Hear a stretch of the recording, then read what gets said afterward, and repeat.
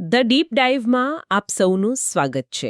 આજે આપણી પાસે અ, કેટલાક એવા ઊંડા ધર્મશાસ્ત્રીય સ્ત્રોતો છે જે માનવ અસ્તિત્વના એક બહુ મોટા સવાલને સ્પર્શે છે. અને એ સવાલ છે કે આખરે આદમનું સર્જન થયું શા માટે? બિલકુલ. અને પેલી એદનવાડીની ઘટના જેણે બધું જ બદલી નાખ્યું, તેના પરિણામો ખરેખર શું હતા?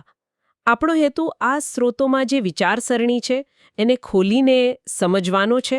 આ કોઈ એમ કે સાદી વાર્તા નથી. ના, જરાય નહીં. આ તો એક જટિલ તર્ક છે જે સૃષ્ટિ, પાપ અને મુક્તિને એક સાથે જોડે છે. તો ચાલો આ બ્રહ્માંડીય નાટકની સ્ક્રિપ્ટમાં ઊંડા ઉતરીએ અને જોઈએ કે એમાં શું છુપાયેલું છે. બિલકુલ. આ સ્ત્રોતો જે ચિત્ર દોરે છે એ મુજબ આદમનું સર્જન કોઈ આકસ્મિક ઘટના નહોતી. એ તો એક મોટા દૈવી ઉદ્દેશ્યનો, કહી શકાય કે પાયાનો પથ્થર હતો.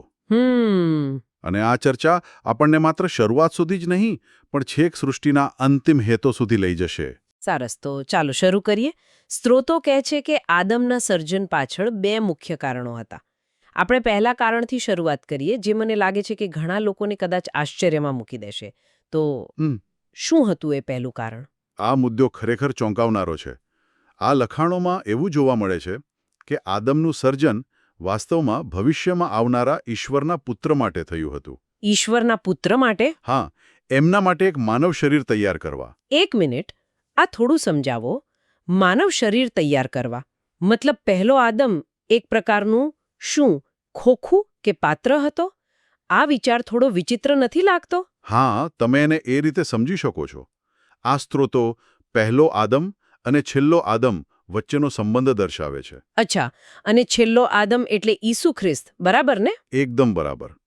તર્ક એવો છે કે પાપને કારણે દુનિયામાં જે દુઃખ, પીડા અને મૃત્યુ આવવાના હતા, તેનો સામનો કરવાનો અને તેને હરાવવા માટે ઈશ્વરે પોતે માનવ બનવાનું નક્કી કર્યું. અને માનવ બનવા માટે એમને એક સંપૂર્ણ માનવ શરીરની જરૂર હતી.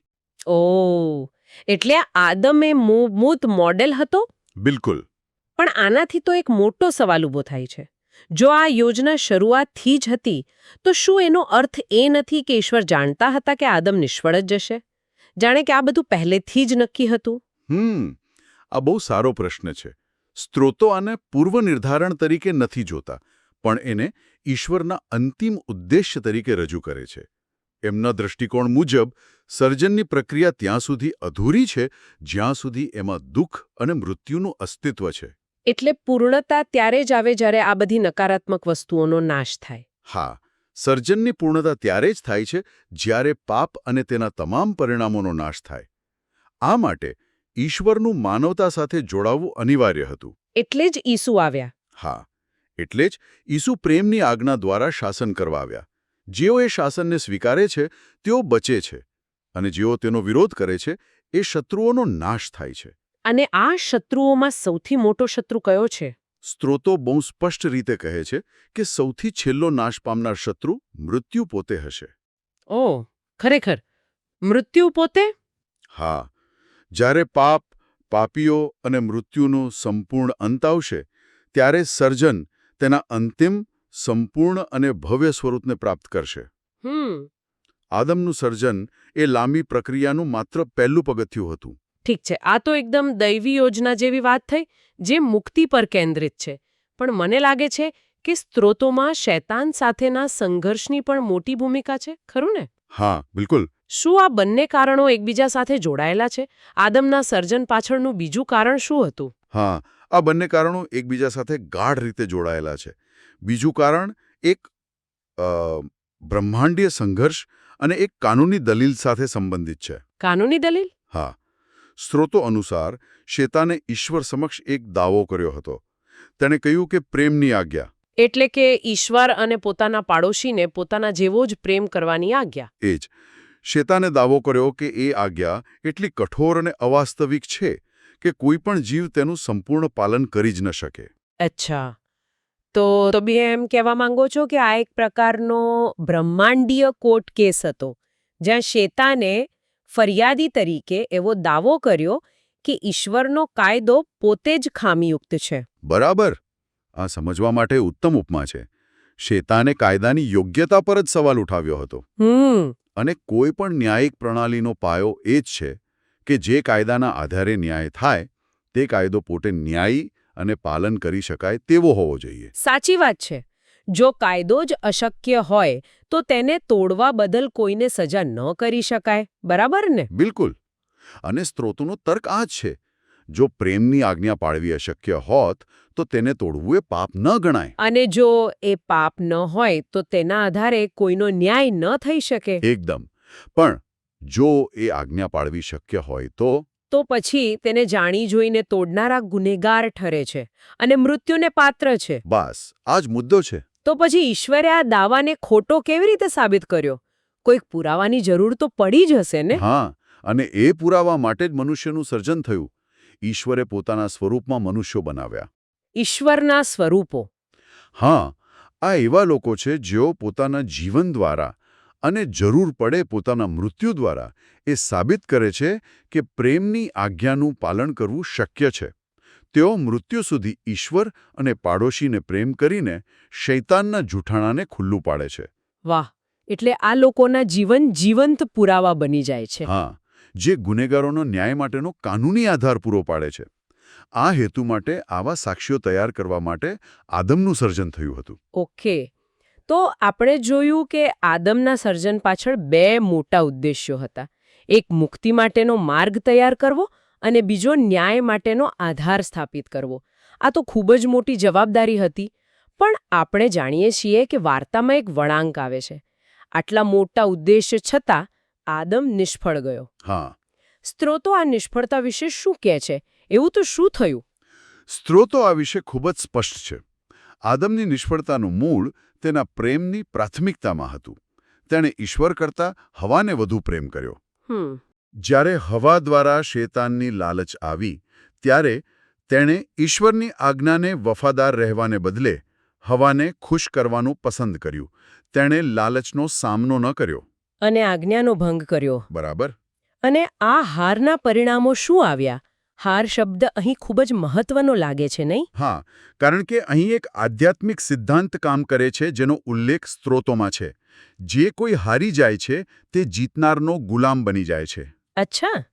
આદમ પાપ સામેની લડાઈમાં હારી ગયો અને તેથી તે પાપનો ગુલામ બની ગયો. અને કારણ કે પાપનો સ્ત્રોત શૈતાન હતો તો પરિણામે આદમ અને તેની દ્વારા સમગ્ર માનવજાત શૈતાનના શાસન હેઠળ આવી ગઈ. એકદમ. એટલે કે સત્તા કોના હાથમાં છે એ આખું સમીકરણ જ બદલાઈ ગયું. આ સત્તાના હસ્તાંતરણની અસર દુનિયા પર કેવી રીતે પડી? જો પ્રેમનું શાસન તૂટ્યું તો પછી એની જગ્યાએ શું આવ્યું? જ્યારે પ્રેમ પર આધારિત વ્યવસ્થા તૂટી પડે છે ત્યારે તેની જગ્યાએ એક જ વસ્તુ આવે છે: શક્તિનું શાસન. Might is right. તો શું આપણે એમ કહી શકીએ કે જેને આપણે ઘણીવાર અંગ્રેજીમાં સર્વાઇવલ ઓફ ધ ફિટેસ્ટ કહીએ છીએ એ પ્રકારનું શાસન શરૂ થયું? બરાબર. જ્યાં શક્તિશાળી નબળા પર રાજ કરે છે. પ્રેમની જગ્યાએ હવે સ્વાર્થ, સ્પર્ધા અને સંઘર્ષે લીધી. સ્ત્રોતો આને સમજાવવા માટે પ્રતિકાત્મક ભાષાનો ઉપયોગ કરે છે. તેઓ કહે છે કે જમીન શ્રાપિત થઈ. જમીન એટલે પૃથ્વી. અહીં જમીન એટલે માટીમાંથી બનેલું માનવ શરીર. હવે એ શરીરમાંથી પ્રેમ અને નિસ્વાર્થતાના ફળને બદલે કાંટા અને ઝાંખરા જેવી, મતલબ કે શારીરિક લાલસાઓ, ઈર્ષા અને સ્વાર્થી વૃત્તિઓ ઉત્પન્ન થવા લાગી. શું સ્ત્રોતો આ સત્તાના હસ્તાંતરણનો કોઈ વધુ નક્કર પુરાવો આપે છે? હા, તેઓ એક ખૂબ જ મહત્વપૂર્ણ ઉલ્લેખ કરે છે. લ્યુક 4.5:7. અચ્છા, એ પ્રસંગ જેમાં શૈતાન ઈસુને લલચાવે છે. હા, એ જ. એમાં શૈતાન ઈસુને દુનિયાના બધા રાજ્યો બતાવે છે અને કહે છે, આ બધો અધિકાર અને વૈભવ હું તને આપીશ કારણ કે તે મને સોંપવામાં આવ્યો છે. કારણ કે તે મને સોંપવામાં આવ્યો છે. આ વાક્ય ખૂબ જ સૂચક છે. બિલકુલ. શૈતાન ખુલ્લેઆમ દાવો કરી રહ્યો છે કે આદમની હાર પછી દુનિયા પર શાસન કરવાનો અધિકાર તેને મળ્યો છે. ઓહ! આ દર્શાવે છે કે દુનિયા પર પ્રેમથી નહીં પણ શક્તિ, ભય અને સ્વાર્થથી શાસન શરૂ થયું. અને આવા શાસનમાં શોષણ અને પીડા તો અનિવાર્ય જ છે. આ તો શાસન વ્યવસ્થાની વાત થઈ. પણ આ હારનું એક બીજું અને કદાચ સૌથી ભયાનક પરિણામ પણ હતું: મૃત્યુ. હા. સ્ત્રોતો આને કેવી રીતે સમજાવે છે? મૃત્યુ પણ બે સ્તરે આવ્યું. પહેલું અને તાત્કાલિક પરિણામ હતું આધ્યાત્મિક મૃત્યુ. આધ્યાત્મિક મૃત્યુ. હા. સ્ત્રોતો મુજબ ઈશ્વર જીવનનો સ્ત્રોત છે.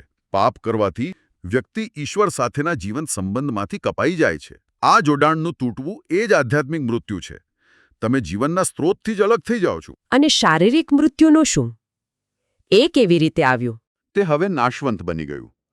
સ્ત્રોત ઉત્પત્તિ 3.19નો ઉલ્લેખ કરે છે, જ્યાં ઈશ્વર આદમને કહે છે, તું માટી છે અને માટીમાં પાછો મળી જઈશ. એટલે કે શરીર હવે વૃદ્ધ થવા લાગશે, બીમાર પડશે અને અંતે નાશ પામશે. બરાબર. આમ આદમની એક ભૂલને કારણે દુનિયામાં બે મોટી શક્તિઓએ પ્રવેશ કર્યો. શક્તિનું શાસન અને મૃત્યુ. તો ચાલો આપણે આખી ચર્ચાને ટૂંકમાં ફરી જોઈ લઈએ. આજના સ્ત્રોતોના ઊંડા વિશ્લેષણથી આપણે સમજ્યા કે આદમના સર્જન પાછળ બે મોટા ધર્મશાસ્ત્રીય કારણો હતા. પહેલું, ઈશ્વરના પુત્રના આગમન માટે એક માનવ શરીર તૈયાર કરવું, જેથી તેઓ માનવતાને દુઃખ અને મૃત્યુમાંથી બચાવી શકે. અને બીજું, શૈતાનના એ દાવાને ખોટો સાબિત કરવા માટે કે પ્રેમની આજ્ઞા પાળવી શક્ય છે અને આમ ન્યાયનો પાયો નાખવો. બરાબર. અને આપણે એ પણ જોયું કે આદમની નિષ્ફળતાને કારણે કેવી રીતે સત્તાનું સમીકરણ બદલાયું. પ્રેમ આધારિત શાસનની જગ્યાએ શક્તિ આધારિત શાસન આવ્યું. અને જીવનની જગ્યાએ મૃત્યુએ પ્રવેશ કર્યો, જે આધ્યાત્મિક અને શારીરિક બંને સ્તરે હતું. આ આખી ચર્ચા ખરેખર ખૂબ જ ઊંડી અને વિચારવા જેવી છે. આપણે જોયું કે કેવી રીતે એક ઘટનાએ સમગ્ર માનવતાની દિશા બદલી રાખી. હા, અને આ ચર્ચા એક અંતિમ વિચાર પણ છોડી જાય છે. કયો વિચાર? જો સ્ત્રોતો કહે છે કે ઈશ્વરના સ્વરૂપો એવા લોકો છે જેઓ પાપ પર વિજય મેળવીને અને પ્રેમની આજ્ઞાનું પાલન કરીને એ સાબિત કરે છે કે ઈશ્વરનો માર્ગ શક્ય છે, તો તે આજના સમયમાં પણ એક પ્રશ્ન ઊભો કરે છે. આ સ્ત્રોતો જે ચિત્ર રજૂ કરે છે મુજબ દુનિયામાં શાસનની બે વિરોધી પ્રણાલીઓ સતત સંઘર્ષમાં છે. એક પ્રેમની અને બીજી શક્તિની. બરાબર. તો આ વૈશ્વિક સંઘર્ષમાં દરેક વ્યક્તિની સંભવિત ભૂમિકા અને જવાબદારી શું હોઈ શકે? એટલે કે શું આપણા રોજિંદા નિર્ણયો આ બેમાંથી કોઈ એક શાસન પ્રણાલીને મજબૂત બનાવે છે? એ જ. આ એક એવો પ્રશ્ન છે જે વધુ ચિંતન માટે પ્રેરે છે.